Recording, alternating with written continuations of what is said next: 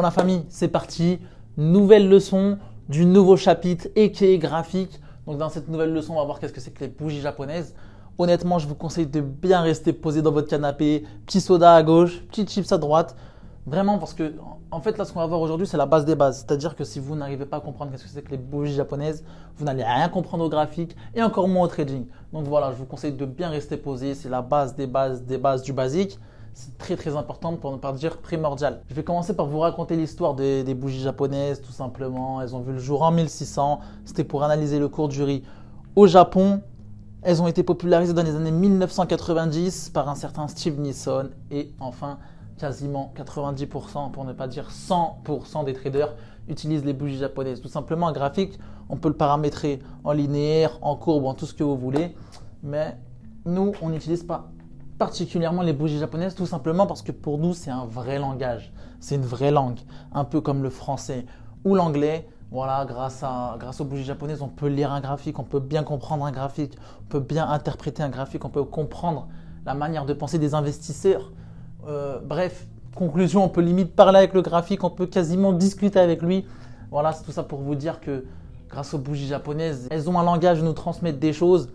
Exemple, pour le français, il y a l'alphabet, il y a la grammaire, il y a tout ce que vous voulez. Et ben dans les bougies japonaises, pour pouvoir comprendre un graphique, pour pouvoir bien interpréter un graphique, et ben avec les bougies japonaises, il y a les doji, les étoiles, les figures chartistes, les biseaux, les triangles, tout ce que vous voulez. Ça, je vous laisse voir par vous-même. Google est votre meilleur ami. Maintenant, je vous conseille de bien rester posé parce qu'on va voir comment une bougie japonaise, elle se forme, comment elle se construit. Déjà, on a besoin de 4 choses. 4.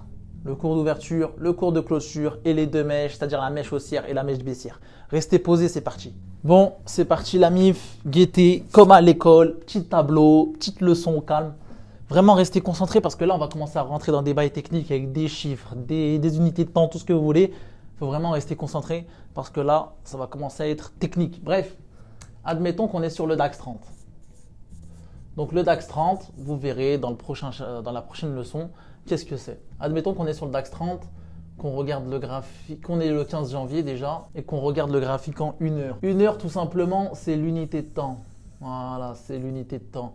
Unité de temps, tout simplement un graphique, on peut le regarder en 5 minutes, 10 minutes, 15 minutes, 20 minutes, 30 minutes, 1 heure, 2 heures, 4 heures, une journée, une semaine, un mois, un an, voire plus. Là, on regarde le graphique, on est en 1 heure. C'est-à-dire qu'une bougie égale 1 heure. Retenez bien. On est sur le DAX. Là, il est 8 heures du matin. Ok? Il est 8 heures du matin. Pour l'instant, ça monte. Ça monte, ça monte, ça baisse, ça baisse. Ça monte. Là, on arrive, il est 17 heures. Ok? 17 heures pile. 17 heures 00. Pam, nouvelle bougie. On est en 1 heure, n'oubliez pas. Une bougie égale 1 heure. 17 heures, nouvelle bougie. Bam. Là, c'est le cours d'ouverture, c'est-à-dire qu'à 17 heures pile, le DAX, il est ici. C'est-à-dire que, admettons, il est à 13 250, ok? Le DAX, il est là à 17 heures pile. Entre 17 heures et 17h59, ça baisse un petit peu, ok? Ça baisse jusqu'à 13 200, voire, bref, 13 200, on va dire. Là, c'est 13 250. Mais de 17h à 17h59, ça monte, ok? On va dire que la bougie, elle est haussière. Bam! Et ici, c'est 17h59, ça clôture, ok? Là, il est 17h59, ça, c'est le cours de clôture. Ça, c'est le cours d'ouverture. Ça, c'est la mèche. Pour que vous puissiez bien comprendre, ça, c'est une bougie haussière, c'est-à-dire que le marché il grimpe, le graphique il grimpe, le DAX il est haussier, ok?